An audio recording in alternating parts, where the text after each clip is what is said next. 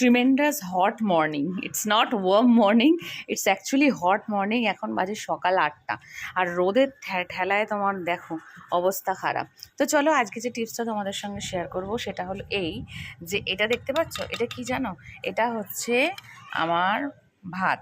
সকালে রাতের যে এক্সট্রা ভাত ছিল সেই ভাতটা আমি এইভাবে সবাইদেরই একটু আধটু ভাত এক্সট্রা হয়েই থাকে, তো এটা আমি একদম ভিজিয়ে রেখেছিলাম। আর এটা আমি কি করব, এইটা কিন্তু আমার এই গাছেদের একদম প্রাণের ওষুধ হিসাবে কিন্তু কাজ করবে, আর সেটাই আজকে তোমাদের সঙ্গে শেয়ার করছি। তো দেখো এই ভাত কিন্তু এই গাছের ফুল আনার জন্য বিশেষভাবে রেসপন্সিবল।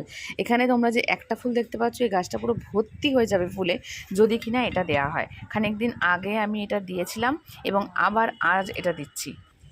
এইভাবে মাটিটাকে একটু খুঁড়িয়ে, জাস্ট একটু খুঁড়িয়ে নিলাম। দেখতে পাচ্ছ একটা ছোট্ট মতো গর্ত হয়েছে। আর এরপরে এখান থেকে এই ভাতটাকে এভাবে তুলে নেব। আর এবার এই যে ভাত আমি এর মধ্যে দিয়ে দিলাম, তোমরা দেখতেই পাচ্ছ। এভাবে কিন্তু ভাত দিয়ে দিতে হবে। আর এটা শুধু একটা গাছে না, আমি সব গাছেই দেবো, কারণ সব গাছেই এটা ফুল আনয়নে সাহায্য করে। পরে এই ভাতটাকে জাস্ট এরকম করে মাটি চাপা দিয়ে দিতে হবে, কারণ মাটি চাপা না দিলে কাক আসতে পারে, ভাতগুলোকে নিতে পারে এবং সেটা খুব অকওয়ার্ড একটা পজিশন সৃষ্টি হয়ে যেতে পারে, সেই জন্য। আর এরপর আমার এই জবা গাছটায় দেবো। আমি জানি না এই জবা গাছটায় কী হয়েছে, জবা গাছটায় কেন ফুল আসছে না, সেই জন্য এই জবা গাছটাতেও আজকে এই ভাতটা দেবো। তো এখানে দেখো প্রচুর শিকড় হয়েছে, হ্যাঁ গাছটা বড় হয়ে গেছে অনেকটা।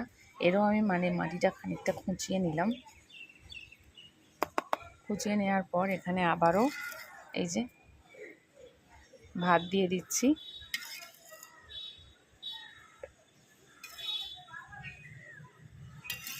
ভাতটার মধ্যে যেহেতু অনেকটা জল ছিল, সেই জন্য ভাতটা কিন্তু তাড়াতাড়ি কাজও করবে। তো এভাবে ভাত দিয়ে দিলাম আর আবারও এটাকে কিন্তু এইভাবে চাপা দিয়ে দেবো। চলো নেক্সট গাছে যাই। এই থোকা জবাটার পাশেই আমার এটা সাদা জবার গাছ, আর বুবেল ফুলের গাছটা দেখালামই, এটা আমার সাদা জবার গাছ। এটা একটু একটু করে, গাছটা এত ছোট বাট একটু একটু করে ফুল দিচ্ছে। এবার এটাতে দিয়ে দেওয়ার পালা।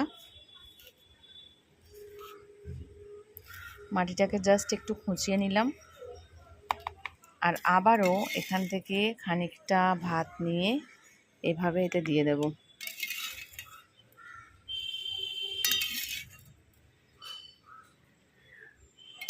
আর আবারও এটা মাটিটা চাপা দিয়ে দেবো।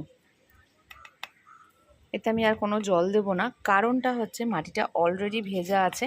যদি মাটিটা শুকনো থাকতো তাহলে একটা জল দেওয়ার প্রয়োজন ছিল, কিন্তু এখন আর এতে জল দেওয়ার প্রয়োজন নেই।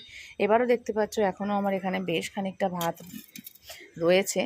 তো এখানে এই জলটা ঢেলে দিলাম, কারণ জলটা নিয়ে অন্য জায়গায় যাওয়াটা একটু চাপের হয়ে যাচ্ছে। তো এইভাবে দিয়ে দিলাম। আর দেখা যাক এই 3টে গাছে কি ফুল হয়, তোমাদের সাথে খুব শীঘ্রই শেয়ার করব। আশা করি আমার ভিডিওটা ভালো লেগেছে। ভালো লাগলে অবশ্যই পাশে থাকবে, সঙ্গে থাকার অনুরোধ রইল। ফিরে আসছি নতুন টিপসে খুব তাড়াতাড়ি।